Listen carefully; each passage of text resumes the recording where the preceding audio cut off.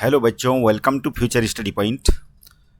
और आज आप पढ़ेंगे यहाँ पे class 10 science NCERT chapter 1 chemical reactions and equations. तो सबसे पहले जो है बच्चों, चैनल को सब्सक्राइब कीजिएगा, लाइक कीजिएगा, शेयर कीजिएगा इसको। तो हम पढ़ाने जा रहे हैं चैप्टर 1। तो सबसे पहले चैप्टर का नाम है केमिकल रिएक्शंस। तो जानते हैं कि वास्तव में केमिकल रिएक्शन क्या होती है। Chemical reaction is a process in which one or more substances converted into one or more substances। तो केमिकल रिएक्शन एक ऐसी प्रोसेस होती है जिसमें वन और मोर सब्सटेंसेस आपस में इंटरैक्ट करके क्या बनाते हैं, नए सब्सटेंसेस बनते हैं। तो ऐसी प्रोसेस को हम केमिकल रिएक्शन कहते हैं। तो बच्चों, केमिकल जो रिएक्शन की जो प्रोसेस है वो होती क्या है एक्चुअली में, एक सब्सटेंस के जो एटम्स होते हैं दूसरे सब्सटेंस के एटम से क्या करते हैं, इंटरैक्ट करते हैं और फिर नए मॉलिक्यूल्स बनते हैं। तो उनको इसको क्या बोलते हैं, इस प्रोसेस को केमिकल रिएक्शन कहते हैं। अब केमिकल रिएक्शन जो भी होती है उसमें दो चीज़ें होती हैं। एक तो रिएक्टेंट्स होते हैं, यानी जो सब्सटेंसेस केमिकल रिएक्शन में पार्टिसिपेट करते हैं उनको रिएक्टेंट्स कहा जाता है। और रिएक्शन के बाद जो बनने वाले सब्सटेंसेस होते हैं उनको प्रोडक्ट कहा जाता है। How do we come to know that a chemical reaction has taken place. कैसे पता चलता हमें कि कोई भी प्रोसेस है वो केमिकल रिएक्शन है। हमें यहाँ से पता चलता है कि जैसे कि चेंज इन स्टेट, ये पहला जो है क्ल्यू है कि कोई पर्टिकुलर प्रोसेस केमिकल रिएक्शन है या नहीं। तो हमें पता लगता है कि चेंज इन स्टेट, जैसे यहाँ पर एग्जाम्पल के तौर पे मैग्नीशियम रिबन है और इसको बर्नर में बर्न किया जा रहा है। तो यहाँ पर मैग्नीशियम रिबन जो है पाउडर की फॉर्म में नीचे डिश में क्या हो रहा है, गिर रहा है पाउडर की फॉर्म में। तो यहाँ पर स्टेट चेंज हो गई, यहाँ पर एकदम सॉलिड था और यहाँ पे पाउडर फॉर्म में चेंज हो गया। तो ये पाउडर फॉर्म में चेंज होने वाला जो सब्सटेंस है वो है मैग्नीशियम ऑक्साइड। तो इसलिए यहाँ से पता चलता हमें कि ये प्रोसेस जो हो रही है ये केमिकल रिएक्शन है। दूसरा है क्ल्यू चेंज इन टेम्परेचर। जहाँ पर दो सब्सटेंसेस आपस में मिले हुए हैं, मिक्स कर दिया गया है इनको, और यहाँ पर जो ये मिक्सचर है इसका टेम्परेचर का रेज होता है तो हम बोलते हैं कि ये केमिकल रिएक्शन है। एग्जाम्पल के तौर पे यहाँ पर कैल्शियम ऑक्साइड है, वाटर है, मिलाया जाता है कैल्शियम ऑक्साइड और वाटर को। तो यहाँ पर कुछ टाइम के बाद जो रिएक्शन होती है उसके बाद यहाँ पर हम देखते हैं कि टेम्परेचर रेज हो रहा है। तो हम कह सकते हैं कि केमिकल रिएक्शन हो रही है। तीसरा है इवोल्यूशन ऑफ गैस। यहाँ पर दो सब्सटेंस उसको आपस में मिलाया जाता है, जैसे dilute sulphuric acid and zinc granules. तो यहाँ पर इनकी रिएक्शन के बाद हाइड्रोजन गैस यहाँ पे रिलीज हो रही है। तो हम कह सकते हैं, क्योंकि गैस रिलीज हो रही है यहाँ पे, तो हम कह सकते हैं कि this is a chemical reaction.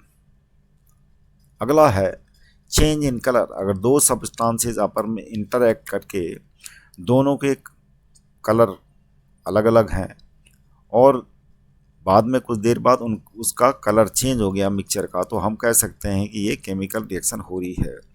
Example के तौर पे यहाँ पे लेड नाइट्रेट है। लेड नाइट्रेट वाइट कलर का होता है, potassium iodide light orange colour का होता है, लेकिन दोनों का मिक्सचर कुछ टाइम बाद एक प्रेसिपिटेशन नीचे सेटल डाउन होता है येलो कलर का, तो यानी कलर चेंज हो गया। अब ये मिक्सचर का कलर ना तो वाइट है ना लाइट है, अब क्या हो गया, येलो। तो हम कह सकते हैं कि ये केमिकल रिएक्शन है। फ्रॉम द अबव 3 एक्टिविटीज़, हमने जाना कि ऊपर जो है 3 एक्टिविटीज़ देखी हमने, 3 एक्टिविटी या 4 एक्टिविटी जो भी है। We can say that any of the following observations help us to determine whether chemical reaction has taken place. तो केमिकल रिएक्शन होती है अगर चेंज इन स्टेट होता है, चेंज इन कलर होता है, इवोल्यूशन ऑफ गैस होती है, या चेंज इन टेम्परेचर होता है, तो हम कह सकते हैं कि ये केमिकल रिएक्शन है। How to write a chemical reaction. तो केमिकल रिएक्शन को लिखने के लिए हम सिंबल का इस्तेमाल करते हैं। जैसे मैग्नीशियम का सिंबल होता है Mg, ऑक्सीजन का सिंबल O होता है, लेकिन हम इसको मॉलिक्यूल की फॉर्म में लिखते हैं तो O2 हो गया। और बनने वाला प्रोडक्ट मैग्नीशियम ऑक्साइड को हम ऐसे लिखेंगे। तो बच्चों यहाँ पर आपने देखा होगा कि जैसे ये फार्मूला मैग्नीशियम ऑक्साइड, आगे और भी केमिकल फार्मूला आपको लिखने होंगे, तो कैसे लिखते हैं ये सब, इसके लिए आपको ये टेबल याद करनी होगी।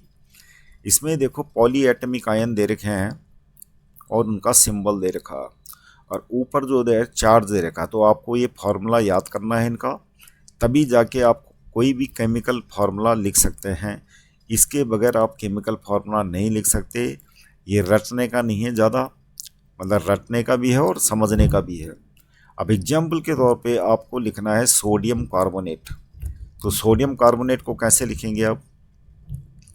सोडियम, ये क्लास 9th में आपने पढ़ा होगा सोडियम। और सोडियम का चार्ज कितना होता है? 1। तो यहाँ पे निगेटिव पॉजिटिव से हमने मतलब नहीं है फिलहाल, जहाँ तक केमिकल फार्मूला लिखने की बात है। ये ट्रिक है, सोडियम के नीचे लिख दो 1, सोडियम का चार्ज 1 है। तो कार्बोनेट, कार्बोनेट का फार्मूला आपको याद होना चाहिए CO3। जब आप यहाँ से याद करेंगे आपको तभी पता चलेगा कार्बोनेट का फार्मूला क्या है, CO3। ये कार्बोनेट हो गया, और कार्बोनेट के ऊपर यहाँ पर 2 लिखा है तो ये 2 लिख दिया। अब इसका केमिकल मतलब फार्मूला क्या बन जाएगा? Na2, Na के साथ क्रॉस कर दिया, यहाँ पे क्रॉस करके जो आता है Na के साथ में 2, तो Na2CO3। तो ये बन गया आपका केमिकल फार्मूला सोडियम कार्बोनेट। और कहीं पे लिखा होगा तो आप तभी लिख पाओगे इसको जब आपको सोडियम का चार्ज पता होगा, कार्बोनेट का चार्ज पता होगा। तो ये सोडियम कार्बोनेट तभी लिख पाएंगे, इसलिए ये टेबल याद करनी ज़्यादा ज़रूरी है। तो आप इसको याद करिए, तभी जाके आप पूरे केमिकल फार्मूला लिख पाएंगे। हालांकि ये क्लास 9th का है, लेकिन ये 10th में बहुत यूज़फुल है। और आगे तक जब एडवांस केमिस्ट्री पढ़ोगे 11th 12th में, तब भी ये काम आएंगे आपको। तो ये याद करना बहुत ज़रूरी है। How do chemical reactions help us in everyday life? तो एवरीडे लाइफ में केमिकल रिएक्शन के क्या यूजेज हैं? जैसे कि फेस्टिवल होता है, फेस्टिवल में आप पटाखे जलाते हो, तो लाइट क्रैकर्स में क्या होता है, उसके अंदर केमिकल्स होते हैं।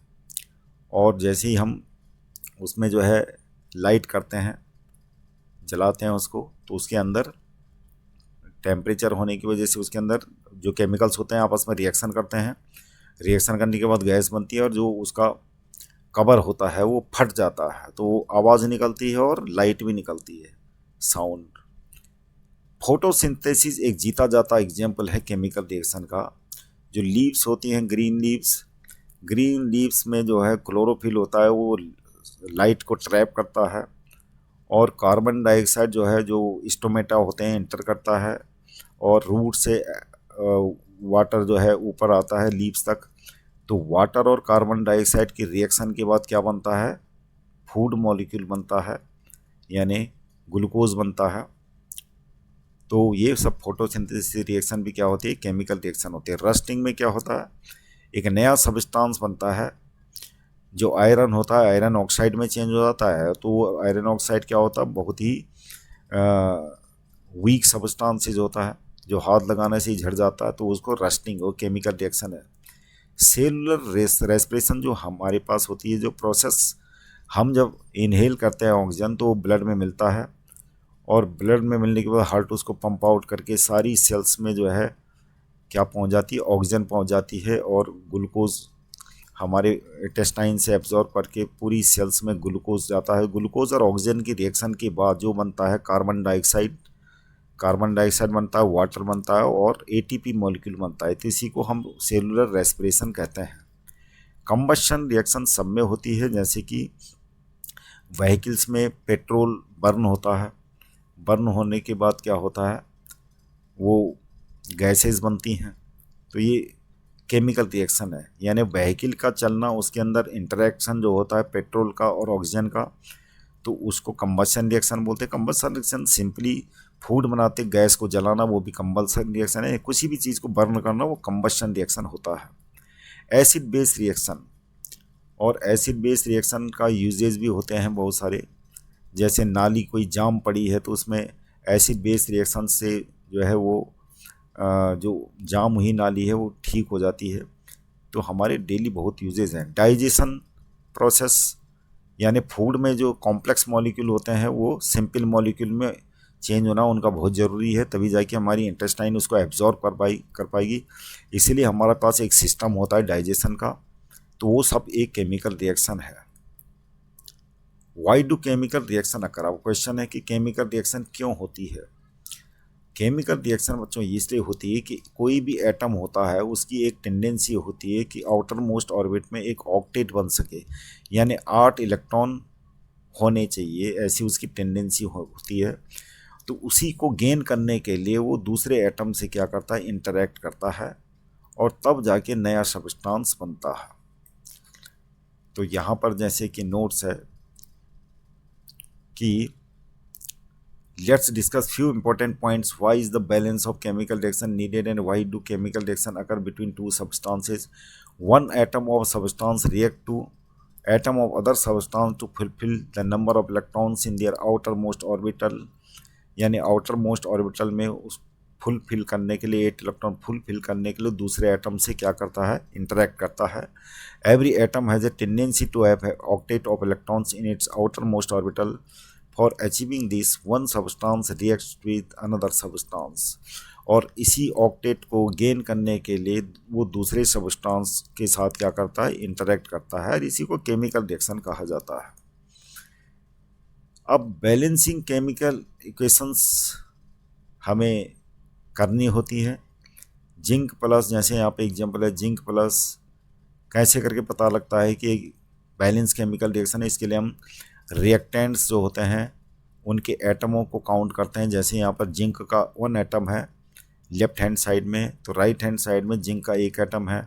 हाइड्रोजन के लेफ्ट हैंड साइड में 2 एटम है, तो हाइड्रोजन के 2 एटम यहाँ राइट हैंड साइड में है। सल्फर का 1 एटम लेफ्ट हैंड साइड में है, तो यहाँ भी है। ऑक्सीजन के 4 एटम है, तो राइट में भी है। तो ये एक केमिकल रिएक्शन क्या है, ये बैलेंस केमिकल रिएक्शन है। तो नंबर ऑफ एटम्स हमने काउंट करने हैं जो इक्वल होने चाहिए। यहाँ पर देखते हैं आयरन का यहाँ पर 1 है, यहाँ पे आयरन के 3 हैं, तो ये केमिकल रिएक्शन बैलेंस नहीं है। अभी ये बैलेंस कैसे करते हैं बाद में डिस्कस करेंगे। Writing symbols of physical states. अब फिजिकल स्टेट्स कैसे लिखी जाती हैं, जो सब्सटेंस गैसियस स्टेट में होगा उसको जी लिखा जाता है, स्मॉल जी। जो लिक्विड स्टेट में होगा उसको हम एल लिखते हैं, और जो वाटर के साथ जिसका सॉल्यूशन होगा उसको हम AQ लिखते हैं, एक्वस। और जो सॉलिड स्टेट में पाए जाने वाला सब्सटेंस होता है उसको S लिखते हैं। Writing symbols of physical states ये हम पढ़ चुके हैं पहले। अब है क्वेश्चन कि इनको हम बैलेंस कैसे करें केमिकल रिएक्शन को। तो यहाँ पर ये बैलेंस केमिकल रिएक्शन है। यहाँ पर जो अभी रिएक्शन पड़ी थी आपने ये वाली, तो इसको बैलेंस करते हैं। तो यहाँ पर आयरन के लेफ्ट हैंड साइड में 1 एटम है और राइट हैंड साइड में 3 एटम है, तो हम दोनों को बैलेंस कर देते हैं और इधर 3 लिख देते हैं।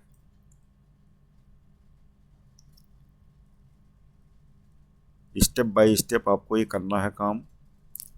अब देखते हैं आयरन के 3 हो गए, हाइड्रोजन के 2 हैं, और ऑक्सीजन का यहाँ पर 1 है, और यहाँ पे ऑक्सीजन के 4 है, राइट हैंड साइड में 4 है, यहाँ ऑक्सीजन का 1 एटम है। तो हम क्या करेंगे, आगे इसको बैलेंस कर देते हैं और यहाँ पर 4 लिख देते हैं। हमेशा मॉलिक्यूल्स के मल्टीपल में लिखना होता है। तो मॉलिक्यूल मतलब H2O है, तो आपको यहीं लिखना है वो मल्टीपल में। मॉलिक्यूल ये वाटर है, तो वाटर का मॉलिक्यूल हमें 4 करना पड़ेंगे, तभी ऑक्सीजन के 4 एटम बने जाएंगे। अब हाइड्रोजन के यहाँ पे 2 जा कितना हो गया, 2 4 जा 8 हो गए। तो हमें बैलेंस करने के लिए हाइड्रोजन को यहाँ पे मॉडिफाई करना पड़ेगा, और इसको हमें 4 बनाने के लिए क्या बनना पड़ेगा, 2 4 जा 8 है, तो हमें ये हाइड्रोजन के 8 एटम, तो मॉलिक्यूल हाइड्रोजन का मॉलिक्यूल H2 है, तो इसको मल्टीप्लाई करना पड़ेगा 4 से, तो तब जाके 2 4 जा 8 एटम हो गए हाइड्रोजन के इधर। अब बैलेंस केमिकल रिएक्शन ये हो गई है। तो ऐसे की जाती केमिकल रिएक्शन बैलेंस। अब क्वेश्चन है why do we need to balance a chemical reaction. हमें केमिकल रिएक्शन बैलेंस करने की जरूरत क्यों होती है। A chemical equation should always be balanced because the law of conservation of mass that states matter can neither be created nor destroyed. So in a chemical reaction equation, the total mass of reactant must be equal to the total mass of product formed. तो जैसा कि class 9th में आपने पढ़ चुके होंगे कि conservation of mass यानी जो मास रिएक्टेंट्स का मास होता है वो प्रोडक्ट के मास के बराबर होना चाहिए, इसीलिए हम एटम्स को बैलेंस करना होता है हमें, तो इसलिए ज़रूरत पड़ती है। इसका एप्लीकेशन क्या है? आम तौर पे जितने भी मेडिसिन में या जो केमिकल बनाती हैं जो कंपनियां, जो भी चीज़ बनाती हैं, जो भी प्रोडक्ट्स बनाती होंगी, तो उसके लिए हमें प्रेडिक्ट करने की ज़रूरत होती है जितने भी कितना रिएक्टेंट चाहिए यानी कितना रॉ मटेरियल चाहिए कोई प्रोडक्ट प्रिपेयर करने के लिए। जैसे यहाँ पर लिखा है for predicting how much reactants are needed to produce particular amount of products. तो पर्टिकुलर अमाउंट की प्रोडक्ट्स की जो है प्रेडिक्शन के लिए कितना प्रोडक्ट बनाने के लिए हमें कितना रिएक्टेंट चाहिए, इसीलिए हमें केमिकल रिएक्शन को बैलेंस करने की ज़रूरत होती है। Chemical reaction in everyday life, everyday life में हमारे केमिकल रिएक्शन का क्या महत्व है, क्या इम्पोर्टेंस है। जैसे कि combustion reactions help release energy to heat our homes and moves our vehicles. Combustion reaction, जैसे यहाँ पर कोई व्हीकल है तो व्हीकल ऑक्सीजन और पेट्रोल की आपस में क्या होती है, रिएक्शन होती है। अब उससे क्या है, गैसेस बनती है और गैसेस एक्सपेंड होगी तो पिस्टन क्या होता है, एक्सपेंड होता है। पिस्टन और गियर सिस्टम से जो है व्हील हमारे जो है घूमने लगते हैं और इस प्रकार से गाड़ी आगे बढ़ती है। तो ये भी एक केमिकल रिएक्शन है। इस केमिकल रिएक्शन का नाम क्या है, कंबशन रिएक्शन। ऑक्सीडेशन रिएक्शन भी होती है। ऑक्सीडेशन रिएक्शन क्या होती है, keep the batteries in our cell phones and laptops. तो सेल फोन और लैपटॉप्स में ऑक्सीडेशन रिएक्शन, जो बैटरी के अंदर जो केमिकल्स होते हैं उनमें क्या होती है, ऑक्सीडेशन रिएक्शन होती है और इसी प्रकार से वो चार्जिंग और डिस्चार्जिंग होती है बैटरी से। तीसरी चीज़ है acid base reactions takes place when cleaning your oven. Oven जो होता है उसको साफ करने के लिए हमें एसिड बेस रिएक्शन की ज़रूरत पड़ती है। जो केमिकल्स होती हैं उनमें क्या होते हैं, मिक्सचर होता है, जैसे बाहर निकलता है तो एसिड बेस रिएक्शन होती है। और जैसे कि नालियों में नालियाँ जाम हो रखी होती हैं तो उसको साफ करने के लिए हमें एसिड बेस रिएक्शन की ज़रूरत होती है। कुछ केमिकल्स होते हैं जैसे बोतल से बाहर निकालते हैं तो उसमें आपस में रिएक्शन होने लगती है, एसिड बेस रिएक्शंस, और उस रिएक्शन से जो है वो क्लॉग क्लीन हो जाता है।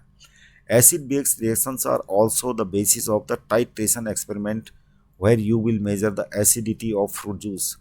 फ्रूट जूस की एसिडिटी चेक करने के लिए जो फूड इंस्पेक्टर होंगे तो टाइट्रेशन एक्सपेरिमेंट करते हैं कि फ्रूट्स जूस कितना एसिडिक है।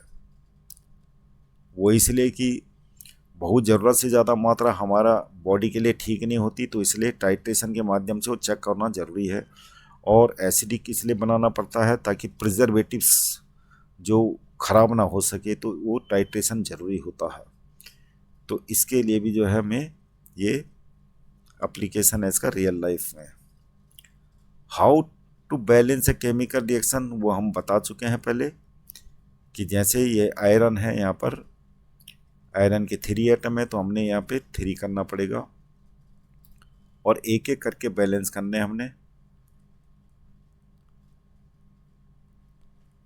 और यहाँ पर क्या है, हाइड्रोजन के 2 एटम हैं तो हाइड्रोजन के 2 एटम तो यहाँ बैलेंस हैं। अब यहाँ पर ऑक्सीजन के 4 एटम हैं तो हमें क्या करना पड़ेगा, यहाँ 4 करना पड़ेगा। अब क्या हो गया, अब यहाँ पर हाइड्रोजन के हो गए 2 4 जा 8 एटम, इसलिए हमें हाइड्रोजन को अब बैलेंस करने की ज़रूरत पड़ेगी।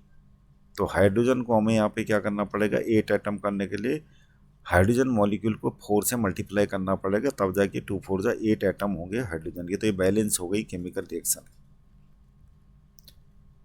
अब हम पढ़ते हैं टाइप्स ऑफ केमिकल रिएक्शंस कि केमिकल रिएक्शन के कितने टाइप्स होते हैं। तो क्लास 10th में आप पढ़ेंगे combination reaction, decomposition reaction, displacement reaction, double displacement reaction, oxidation reaction, reduction reaction, redox reactions.